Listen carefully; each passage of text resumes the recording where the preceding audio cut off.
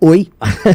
Olá, sou o Renan, tenho 42 anos, sou fundador do Movimento Brasil Livre, ou seja, eu liderei as manifestações pelo impeachment da Dilma Rousseff, do nada, com um escritóriozinho minúsculo lá no centro de São Paulo, com um japonês, à época um japonês fedido, hoje o melhor deputado do Brasil, Kim Kataguiri. Peraí, um japonês fedido? Ele era meio fedido. Não tomava banho ou era falta de perfume? Havia uma licenciosidade dele com a falta de banho. Certo. Hoje limpinho? Hoje limpíssimo e em todos os aspectos, e uma das pessoas mais brilhantes que eu conheci na minha vida, e que teve seu projeto de aumento de penas para furto, roubo e receptação sancionado pelo Lula ontem, não sem ressalvas do Lula, que ele não pode ver um bandido que já faz já tem aquela tentação ali, a mão começa a tremer, mas foi sancionado o projeto, lideramos o impeachment da Dilma, eu fui vice-presidente do Comitê do Impeachment no Congresso Nacional, ou seja, coordenei não só ruas, mas também lideranças políticas para passar o impeachment. Fomos às ruas também para derrubar o Lula, fazer o Lula ser preso no momento em que a Operação Lava Jato corria risco em 2018. Quando precisei fazer oposição ao bolsonarismo junto com o meu grupo, assim eu fiz, perdi seguidores, perdi apoiadores, perdi tudo, quase fechamos o movimento, fomos alvo de perseguição política. Tinha uma brincadeira na época que falavam o que tava derretendo? O que era? Derrete MBL. Derrete MBL. Derreteu tanto que se espalhou, né, cara? E hoje estamos em todo o Brasil. Criamos um partido político do mais absoluto zero, com milhares de jovens trabalhando para coletar assinaturas ao redor do Brasil, com as nossas próprias tecnologias. Criamos a segunda maior revista de política, cultura e arte do Brasil, só atrás da revista Piauí, que é do Banco Itaú, ou seja, a gente contra o Banco Itaú. O único projeto sério de direita do Brasil, Que é? A revista Valete. Criamos também o Partido Missão, que basicamente, volto a colocar, é o último partido a ser montado com a lei mais difícil no Brasil. O Bolsonaro tentou e não conseguiu. E não é porque foi sabotado, tem nada disso. Simplesmente não foi bom, não teve inteligência no processo. Os filhos dele tentaram tocar, Flávio e Eduardo. Não são muito inteligentes, e quando você é preguiçoso e não é inteligente, a sorte não sorri pra você. Disseram que eu tive sorte, e realmente a sorte sorri quando você é inteligente e trabalha bastante. Criei uma rede social própria, que é o Valete Plus, em que pessoas podem criar seus podcasts, criar seus textos, e de certa medida provocar o mundo com seu pensamento individual, sem censura. Ou seja, criamos todo um ecossistema que ajuda aquilo que a gente chama de direita, com ideias originais, a mudar o Brasil. E hoje eu tô aqui, graças a todo esse trabalho de mais de 10 anos, tendo o direito de vir aqui no Vilela. Eu já vim outras vezes aqui, como convidado, como quase um especialista em algumas áreas. Alguns temas, né? E hoje eu tenho o direito de vir aqui como pré-candidato à presidência da República por conta desses milhares de jovens que coletaram assinatura pra gente. São pessoas ao redor do Brasil que botaram muita fé no projeto e hoje eles estão juntos, eles estão sentados aqui comigo em certa medida, participando desse sonho de tornar o Brasil, o país que a gente vive, um lugar muito, muito, muito, muito, muito melhor. E ele pode ser. Então, pra mim é uma honra, é uma responsabilidade gigantesca, uma responsa enorme, porque é muita gente, uma molecada muito grande, em todos os lugares do Brasil, botando muita esperança. E às vezes eu acordo no meio da noite assim, uau! Sabe, a pesquisa Atlas mostra, eu estou em segundo entre jovens de 16 a 24 anos, e já dos de 25 a 35 eu tenho de 11 a 14%, dependendo do cenário. É uma responsabilidade muito grande, a gente está encampando o sonho de uma geração e a gente não pode falhar. Então eu tô aqui com esse sonho aqui para carregar. Eu queria começar então para você fazer uma análise pra gente, econômica, sociopolítica, sei lá, a mais abrangente possível daquele Brasil que você tinha no Vem Pra Rua, que é esse início, né, o pontapé inicial, pro Brasil que a gente tem hoje. O que mudou, o que continua igual? Bom, uma análise de 2014 pra cá, né? Em certa medida, as pessoas saíram em 2013. Você tava com quantos anos? Eu tinha 29, 30 anos quando comecei o MBL. Tá. Eu era um dos mais velhos. O Kim tinha 18, 19 anos. Moleque, né? Moleque. E as pessoas saíram às ruas em 2013. E em 2013 era assim, uma revolta contra o sistema. Já faz muito tempo. Parece que ela começa... não tinha cor ideológica. Até começa com a esquerda, mas ela não tinha cor ideológica. Ela começou como um fenômeno. Esse fenômeno toma as ruas do Brasil pra mostrar assim, nós estamos com raiva de algo que a gente não sabe descrever. Quando o MBL surge, aí já em 2014, a gente direciona, não, esse governo é um governo corrupto, há um escândalo de corrupção gigante que a Lava Jato está descobrindo e nós precisamos derrubar esse governo e administrar o Brasil com novas ideias. Aí sim surge o que a gente chama de direito online. Aí tinha o Olavo de Carvalho, que era um pensador, você tinha o Bolsonaro, começava a surgir, indo lá no programa da Luciana Gimenez, com os memes dele e tal. Então muita coisa começou a surgir. A gente derruba Dilma Rousseff, entra o Michel Temer. À época, a gente apoiou duas grandes propostas, uma foi a reforma trabalhista, outra PEC do teto. A gente tentou apoiar a época uma reforma da Previdência, para o Brasil já mudar a lógica econômica dele. Se tivesse passado aquela época, o Brasil já estava em outra posição econômica, à época, para poder encarar as crises que vieram depois. Mas o Bolsonaro ganhou, havia por parte das pessoas uma grande esperança no Bolsonaro. O Bolsonaro, ele transformou toda aquela esperança em mudar um país em culto à personalidade dele. Porque o Bolsonaro é um homem muito simples. Ele é até gostável, é um cara engraçado. Mas ele não... Simples no bom sentido ou no mau sentido? No bom e no mau sentido. A questão é a seguinte, ele quer mostrar o tempo todo que é uma pessoa comum. Mas pra você ter feitos extraordinários, você precisa ser uma pessoa com qualidades extraordinárias, que são qualidades incomuns. Se você põe uma pessoa incomum pra fazer uma cirurgia no seu cérebro, essa pessoa vai fazer uma besteira, ela não tem qualidades especiais. O Bolsonaro nunca teve essas qualidades. As pessoas gostavam dele por ele ser simples, por ele ser engraçado. Ok, só que quando ele precisava lidar com crise, ele não sabia o que fazer. E mais, ele tinha preocupações com os filhos, se o filho corrupto aqui ou o filho corrupto ali, ele iria se dar mal, então ele precisava proteger. Na prática, ele traiu essa esperança das pessoas e a gente se manteve brigando. E acho que você fez muita cobertura desse período, 2020, 21, 22. E ele perdeu a eleição pro Lula, como era esperado. E aí vem um governo de esquerda e a gente volta. E isso que a gente amarra todo o ciclo. A gente volta pra 2014. 15, quando a Dilma ainda estava no poder. A gente volta assim, como é que pode o PT ter retornado ao poder, mesmo o PT ter sido chutado pelas pessoas às ruas em 2016, 17, 18? É porque naquela época, em 16, 17, 18, tinha uma coisa que a gente não tem mais hoje. Tinha esperança que o Brasil dava pra ficar diferente, então as pessoas saíram às ruas. Porque elas acreditavam que se tirasse o PT do poder, dava pra ter algo diferente, e as pessoas defendiam pautas e não cultuavam uma pessoa. Então quando a gente defendeu pauta, a gente defendeu a Lava Jato, o impeachment da Dilma, reformas, prisão do Lula, e tudo isso aconteceu. Quando os brasileiros passaram a apoiar apenas a pessoa, que era o Bolsonaro, o Brasil perdeu. A Lava Jato acabou, o Lula voltou. E aí a gente tá hoje com o Brasil sem esperança nenhuma, a ponto de ter o maior escândalo de corrupção da nossa história acontecendo agora, que é basicamente o escândalo do Banco Master, e ninguém quer sair às ruas, porque ninguém acredita mais em nada. E esse é um momento que o Brasil não tem nenhuma esperança. O brasileiro, ele perdeu esperança em absolutamente tudo. Especialmente as pessoas com mais de 30, 40 anos. Sinto isso, as pessoas da minha geração, da sua geração também. Na minha porque geração, é uma geração que o Brasil não se realizou. A gente passou umas 3 levas de agora vai. Depois do tempo você fala, quer saber, muda governo, entra governo, é a mesma coisa. Isso. E é ruim isso. Esse muito ruim. É muito ruim, porque não aconteceu. O Brasil não aconteceu pra minha geração. Tinha oportunidade. Lógico. Imagina um cara, eu tô com 42 anos. Um cara da minha geração achava assim, vou fazer a faculdade, estudei, fiz a faculdade, vou arrumar um trampo, vou crescer na empresa, talvez mude pra outra pra ter uma promoção, vou comprar uma casa, casei. Não aconteceu isso. Não aconteceu. Essa geração minha, já em 2008 teve uma crise, então teve a crise mundial em 2008. O Brasil teve uma outra crise em 2013, 14, 15. Crise econômica, então essa pessoa perdeu tudo. Aí quando viu esse cara que fez a faculdade, tá tentando fazer Uber pra sobreviver. E aí ele, não, agora é Bolsonaro, agora vai. Aí não foi. Aí volta o Lula e fala, vou te dar uma picanha. Picanha? E não teve picanha nenhuma também. Então esse cara acha que viver no Brasil é uma desgraça. E aí o que tá acontecendo? As pessoas estão indo embora do Brasil. O Brasil que sempre foi um país de imigrantes, um país assim, especialmente se você é do centro-sul do Brasil, você provavelmente vai lembrar que seu avô ou sua avó veio de algum lugar diferente do mundo. Hoje não é mais assim, o brasileiro vai embora. O brasileiro tá procurando emprego em outros lugares. E isso tá acontecendo porque as pessoas perderam a esperança do Brasil. Aí são piadas, o Brasil é um bostil, o Brasil não vai dar nada, ou o Brasil é um cachorro caramelo. Aí o PT se aproveita disso. Não, é a soberania com o cachorro caramelo. Pô, cara, a gente não é isso. A gente perdeu essa energia vital que poderia fazer a gente ser uma das grandes potências do mundo. E aí o que eu tô tentando fazer? Eu acredito muito. Eu sou meio louco nesse sentido. Cara, o Brasil tem tudo pra ser um dos 5 maiores países do mundo. E por que tem tudo pra ser? Esse é o cálculo que eu jogo pra todo mundo que é negativo. O Brasil tem um a monte gente de tá com uma janela de oportunidade incrível aí pela frente. Exatamente. Terras raras. O Brasil, antes de eu chegar na Terra rara, o Brasil tem um dos maiores territórios do mundo. Sim. Assim como a Austrália, assim como a Rússia, assim como os Estados Unidos, assim como a Índia, assim como a China. Mas tem uma diferença. Calma, vou chegar aí. 2, o Brasil tem grande população? Sim, tem mais de 200 milhões de habitantes. 3, o Brasil tem uma economia grande? Deveria ser maior, mas é top 10. Então, das grandes nações do mundo que dão um checklist nisso aí, são poucas que vão chegar nesse enquadramento. Eu colocaria 5 e incluiria a União Europeia como sexto. Que China, Rússia, Índia, Estados Unidos, Brasil e União Europeia. Vamos botar assim. Então, o Brasil deveria jogar nessa liga. Essa é a liga do Brasil jogar. Além de tudo, o Brasil tem energia disponível abundante, de todas as matrizes, especialmente as mais limpas. Isso inclui urânio, isso inclui energia nuclear, que não tem que ter tabu de falar em usar. O Brasil tem terras agricultáveis. Não é igual, tem um grande pedaço aí da Groenlândia. Você não vai plantar na Groenlândia. A gente tem recursos hídricos abundantes. A gente tem petróleo. A gente tem um clima quente que permite que você tenha, por exemplo, 2 safras no ano. Ou seja, o Brasil é um país abençoado nesses termos. Água, cara, demais. Descobriram debaixo da Amazônia água por não sei quantas décadas aí pra humanidade. Então, onde eu vou chegar? Em condições normais de temperatura e pressão, se a gente não se sabotar, a gente é top 5 no mundo. Agora, se você perguntar pra qualquer brasileiro que o Brasil é hoje uma nação que tem condição de sentar na mesa com os grandes, as pessoas vão dar risada. A gente acha que a gente é ridículo, que a gente é um país eco. Pois bem, a gente precisa de um plano. O problema do Brasil é um problema de liderança. É como se a gente fosse um time de futebol que tem bons jogadores, mas o técnico é um imbecil. E este é o grande problema do Brasil. Nós escolhemos a pior comissão técnica assim, possível. E em todos os termos, não estou falando só do Lula, do presidente da República. Eu estou falando, por exemplo, que o Tribunal de Contas da União, ou nomeações para órgãos que as pessoas nem sabem o nome, vão ser feitas por figuras que vêm dos piores estados em termos de administração do Brasil. O que eu quero dizer? O Maranhão, o Amapá, o Acre, que são lugares mal administrados. Os lugares onde tem muita corrupção, onde uma parte dos municípios não sustentam, eles mandam mais do que São Paulo.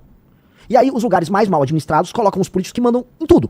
Então, tem algum sentido em eu pegar, por exemplo, montar a comissão técnica da seleção brasileira com jogadores que estão na Série C, que foram rebaixados? Com um técnico, com massagista, com fisioterapeuta? Não faz sentido. Mas é o que a gente faz na política. Então, um estado... Eu visitei o Maranhão. Beijo pra todo mundo do Maranhão, vocês sabem que eu tô falando verdade. A galera do Maranhão sabe que eles são administrados pela pior classe política do Brasil. Dito isso, eles mandam muito mais do que administradores públicos e políticos e lideranças de estados mais bem administrados. Santa Catarina, por exemplo. Então, o que faz com que o Brasil ele seja tão desequilibrado? Nós temos um sistema político antigo que ele valoriza a ocupação de espaço e não a entrega de resultado. E a população, e aqui eu vou perder voto, mas vamos lá, aqui nós temos que... Tô no Vilela, cara, tô em casa, aqui eu vou falar o que eu penso mesmo. A população não sabe avaliar. E onde eu rodo no Brasil, a população não sabe avaliar. Culpa do que é isso? Diversas razões. A população não sabe avaliar que é importante para ela ter saneamento básico. Essa é a primeira coisa. Porque é uma obra que fica debaixo da terra. Ela sabe que tem esse problema. Não sabe. Por que isso não reverte no voto? Porque ela não sabe. Não, ela sabe Não que tá sabe, uma merda. não sabe. Vilela, ela não sabe. Ela sabe que não tem segurança. Ela não, segurança sim. Mas saneamento básico não. Você acha que não? Não. Vou dar exemplo, coisas que o cidadão não dá valor na hora de votar. Você perguntou pra galera qual é o problema daqui. Quando você está num lugar que não tem saneamento básico, as pessoas nem sabem que elas precisam ter saneamento básico. Não tá na imaginação delas. O valão de esgoto tá do lado da casa delas e ela tá tão acostumada com aquilo que aquilo é a vida dela. A vida dela tem um valão de esgoto, faz parte. Que o lixo largado na rua, pô, toda rua vai ter um lixo largado. Então quando essa pessoa sai do estado dela, ou da casa dela, da rua dela, humilde, ela vai, por exemplo, vamos dar um exemplo, o cara saiu do interior do Maranhão, e aí ele foi pra uma cidade de Santa Catarina que é mais bem cuidada. Ele nem compreende o que tá acontecendo ali. Porque aquilo tá fora do escopo de imaginação dele. Que é mais ou menos parecido quando a gente, que é de capital, vai pra outro país. Oh, exato. Fui pra China agora e você vê as ruas tão limpas, com tanta gente na rua, você fala, cara, como podia ser assim no Brasil? Exato. Então, as pessoas não imaginam. É um problema de imaginação. Outra coisa, eu falei, saneamento básico, ninguém dá valor. Só que eu sei esse problema. Eu rodei o Maranhão, e aí eu já tinha falado, ó, Renan, aqui tem muito problema de saneamento, cuidado pra tomar um suco, que eles vão bater com a água da torneira, ela vai no fundo vindo do poço, que vai pegar um lençol freático, num lugar que não tem saneamento. Doença. Toda minha equipe pegou diarreia. Todo mundo. Tomando, às vezes, um suco, ou você pediu uma Coca-Cola, pediu um gelo, o gelo foi feito ali no... Aí você pegava. E a população, infelizmente, acaba se acostumando porque a população foi tratada como bicho a vida inteira. A população não foi respeitada a vida inteira. Aí essa população migra para outros lugares. Aí você tem esses conflitos regionais. A galera vai de Goiás, tá me ouvindo, a galera de Santa Catarina, a galera do Paraná. Começa a receber migrantes de outros lugares. Os migrantes não estão adaptados ao modelo de vida deles. E dá briga. Dá briga. Porque eles vêm com um sistema cultural em que eles não foram tratados como cidadão. Então a gente tem que entender assim. O eleitor não dá bola para saneamento básico. O eleitor não dá bola para educação. Nenhuma. O eleitor não dá valor para educação. A educação não faz parte nem de longe da decisão de voto do eleitor. A educação não é considerada um valor intrínseco para o eleitor. E deveria ser o principal. É lógico, mas as pessoas não entendem, porque a maior parte das pessoas nos lugares mais humildes, quando ela vive, ela entende assim, a escola já era ruim. A vida dela, ela passa pela escola, a vida dela não melhorou naquilo. Ela não entende que aquilo é uma mola propulsora. Quando vieram pessoas de outros países, imigrantes para cá, que vieram de culturas em que a educação já era dada em alguma medida como valor, eles deram mais valor e levaram vantagens nisso. Eu dou sempre exemplo da minha mãe. Quando eu era criancinha, eu me alfabetizei muito rápido. Minha mãe me ajudava, ela sentava. Minha mãe era uma mulher de classe média, jovem, meu pai trabalhava, ele era um cara de classe média, ambos tinham se formado, tinham estudado, e eu tive o privilégio de ter minha mãe me ajudando quando era criança. E outras crianças não tiveram esse privilégio, porque a mãe, às vezes, é uma mãe solteira, não tinha grana pra bancar isso, precisa trabalhar, precisava ralar, e ao mesmo tempo aquela mãe não entendia como eu cobro a escola pro meu filho ter uma educação melhor. Muitas mães, quando falam escola, ela fala merenda. Por quê? Porque ela quer saber se o filho dela tá comendo. Então, o ato dela de não dar valor não é que ela é uma pessoa ruim, é porque ela não tem o critério de avaliação na cabeça dela. Uma coisa que as pessoas sentem, saúde, a fila do SUS. Aí sim, a pessoa sente, pô, preciso ir fazer um exame, demora muito tempo pra sair o exame. Precisa ser, às vezes, em outra cidade, às vezes eu tô numa cidade pequena, preciso ir pra outra cidade, não tem transporte pra ir pra outra cidade. Demora pra fazer o exame, demora pra conseguir uma cirurgia. Que é o famoso problema de acesso que tem no SUS. Então, na saúde, a pessoa olha. Transporte, o pessoal também olha, porque é uma coisa que afeta ela. Vou pro trabalho, ou o transporte tá caro, ou o transporte tá demorado, ou o transporte tá ruim. Mas, no geral, nos lugares mais humildes, boa parte dos problemas não são avaliados como importantes. E aí o político entende. E o que o político faz? E essa é a lição que eu tive de Brasil. A maior lição que eu tive. O político ele entende que ele pode cooptar aquela pessoa. Então, você tem uma família com 5 pessoas. Ele dá um emprego pra uma pessoa na tua família. Aí a tua família inteira é obrigada a votar nele e apoiar ele o tempo todo. Ele distribui uma telha, um saco de cimento. Ele fica mantendo você num sistema de favor. E nada disso envolve atividade econômica gerada no município. Porque ele vive de repasse do famoso FPM, Fundo de Participação dos Municípios, que é um repasse que vem lá do governo federal. Esse repasse vem de dinheiro tirado de outros lugares. E esse político não tem nenhuma responsabilidade em aumentar a arrecadação, tampouco melhorar a vida das pessoas. E é por isso que eu comecei a jogar luz sobre esse problema ao redor do Brasil, que eu falei, cara, todos os políticos do Centrão, os políticos mais corruptos, eles vêm desse modelo de engambelar o eleitor, de comprar o eleitor, de manter o eleitor ali como um servo, enquanto ele tira dinheiro de outros lugares do Brasil que estão ralando e pagando imposto altíssimo, e aí ele se mantém, fica rico no meio, e aí ele tem um ciclo eleitoral. Se esse cara tá no Nordeste, não no Norte, no Nordeste tem, por exemplo, vai acontecer agora o São João. Todo político do interior tem que fazer o maior São João possível. E o eleitor avalia ele se o São João for grande. No resto dos lugares, são os grandes shows. Por exemplo, festa da prefeitura. A prefeitura fez aniversário, aí você traz o Natanzinho, traz o Wesley Safadão, e traz vários desses cantores. E aí o público avalia, pô, meu prefeito é bom. Aí o Safadão chama o prefeito lá, o prefeito dança. Cara, isso não dá. Aí você tem, sei lá, mais de 2.000 cidades no Brasil que vivem disso. Pão e circo. É um pão e circo com muita pobreza, IDH baixíssimo e baixa atividade econômica. Em última instância, não só por conta disso, por conta de outras coisas, mas isso faz também com que outros lugares no Brasil acabem pagando uma alíquota de impostos muito alta para sustentar essas transferências para outros estados e municípios e também para sustentar a máquina do governo, a grande máquina com seus milhares de juízes, com seus milhares de promotores, com seus funsas que ganham salários acima da média, com superaposentadorias. E você tem que sustentar toda essa máquina que redistribui dinheiro que não funciona. E aí fica a pergunta, desde a Constituição de 88 tem todos esses instrumentos de distribuição de recursos. Se for puxar ainda, vamos dizer, o Pacto Federativo, os investimentos para diminuir a pobreza no Nordeste, Sudene e tal, a gente tá lá desde os anos 50 falando em fazer isso. E a desigualdade regional não diminuiu. Então a gente tem que mudar a lógica. E quando eu olho e eu estudo a lógica, ou seja, quando a gente estuda história, o que a gente percebe? Que você tem uma classe política que é horrenda, que é a pior classe política possível, administrando os lugares mais humildes e que não larga o osso. E eles se aliam com a esquerda, com a direita, com quem for, que é o famoso centrão. E se a gente quiser resolver centrão, se a gente quiser resolver STF, se a gente quiser tornar, aí sim, o Brasil que eu falei tem que ser uma das 5 maiores nações do mundo, a gente vai ter que resolver esse problema. Porque rodando o Brasil, tomando uma surra de Brasil, vamos botar assim, você percebe que boa parte das nossas discussões são sobre outras coisas. E não sobre isso. E isso é o essencial. Isso é o verdadeiro tema de Brasil. Eu mesmo, cara, como vai, liderança de movimento, eu achava que, pô, tem outro tema aqui. Cara, tem temas bem mais importantes. E esse é mais importante. Esse eu percebi. Esse é o maior problema do Brasil. E se a gente resolve esse problema, por extensão, a gente começa a resolver o grande problema brasileiro. Porque do jeito que tá, o mundo não vai ter clemência com o Brasil. O Brasil, como você disse, tem terras raras, tem recursos hídricos, tá posicionado estrategicamente. O continente, o Sul, a América do Sul, assim como o tal do Sul global, vai ser cada vez mais importante nas próximas décadas. A China, por exemplo, quer fazer uma ferrovia ligando Ilhéus até Xangai, no Peru. Que é a ferrovia bioceânica. Porque aí eles dão um bypass ali no canal do Panamá. Você cruza o oceano. E os Estados Unidos não quer. A gente quer. Pra gente é bom. Mas é bom se com a China fazendo a ferrovia? Não sei, eu quero a gente fazer a ferrovia. Então, o mundo tá olhando pra gente e a gente tá fraquinho aqui. Metade do Brasil discutindo se quer uma picanha do Lula, se quer um Vale Gás. O outro se quer soltar o Bolsonaro. É essa a discussão? É essa a discussão de Brasil? Não é. Se a gente quiser ser um país de primeiro mundo, não é. E o lance que a gente tem que desafiar e acordar as pessoas é o que a gente precisa fazer para nos próximos 30 anos a gente se tornar uma dessas 5 nações. Todas essas outras discussões são discussões contingentes, que elas afetam essa, mas elas são menores. Todas, incluindo a STF.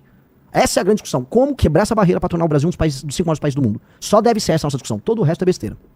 Mas a discussão sobre segurança pública não, né? Não, ela é importante demais. Como eu disse, STF é importante, segurança pública é importante. Só que o exemplo que eu quero te dar disso é, o Brasil é como se fosse uma pessoa que tá na UTI porque pegou uma gripe. Tem cura a gripe.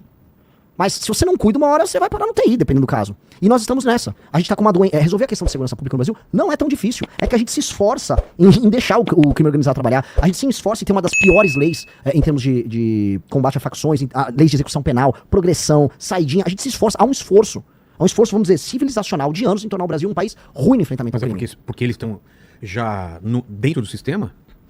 Ou é uma visão que foi colocada na população? Não, é uma visão de Brasil. O Brasil ficou com muita culpa do período da ditadura militar, regime militar, chama o que quiser. O Brasil ficou com muita culpa.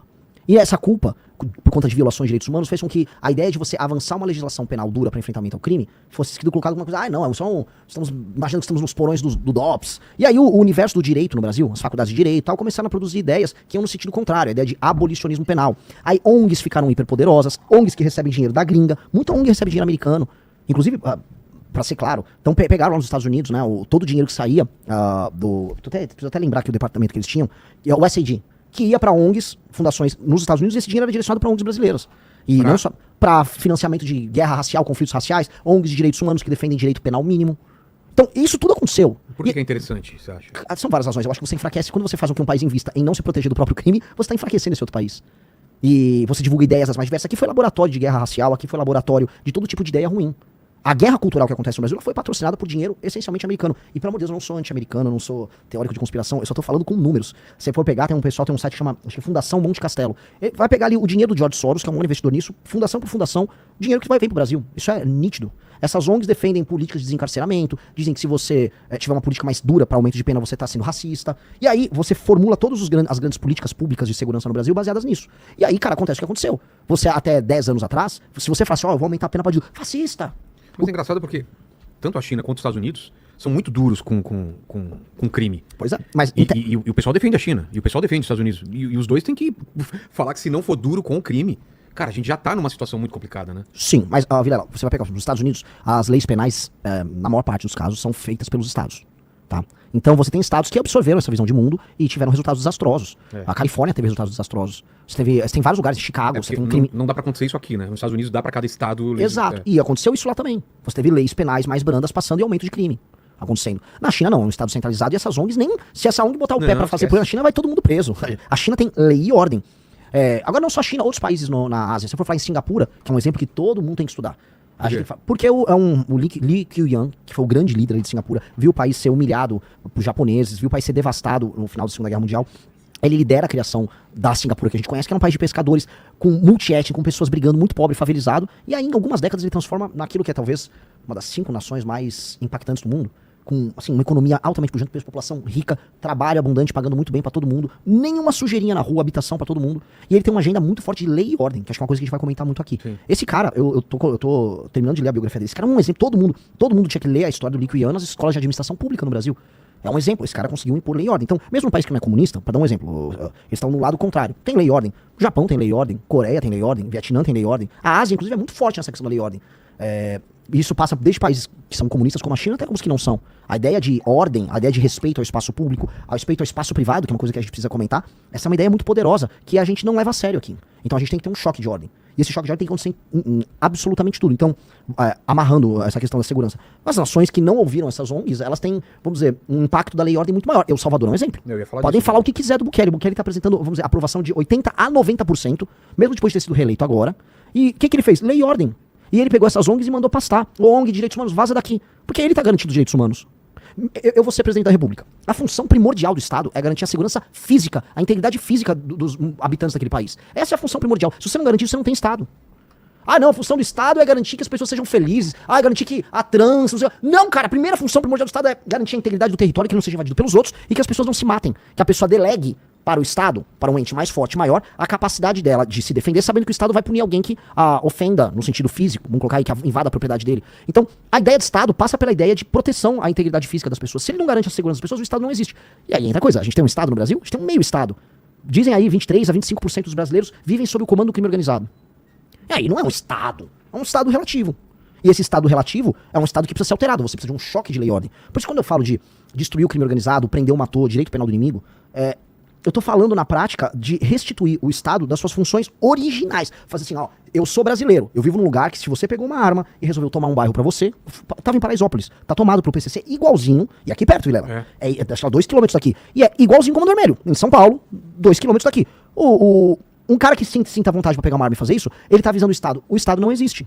Tanto que lá quem manda são eles. Se você tem um negócio, quem manda são eles. E eles precisam ser destruídos. Não existe muito diálogo. O que eu vou dialogar? Vou mandar um embaixador falar com o cara do PCC? Ou posso entrar aí com o serviço público? Não, cara, eu tenho que eliminar eles. Ou prender, de prisão perpétua pra esses caras. Ou eles vão ser alvo de uma operação, se eles resistirem, eles vão morrer. Não tem muito meio termo. Que é isso que qualquer país sério faria. Eu dou um exemplo. Alguém nos Estados Unidos imaginaria que, sei lá, Nova York foi tomada por uma facção criminosa? O Brooklyn, vamos dizer. O lado de Nova York foi tomado. Isso é inimaginável.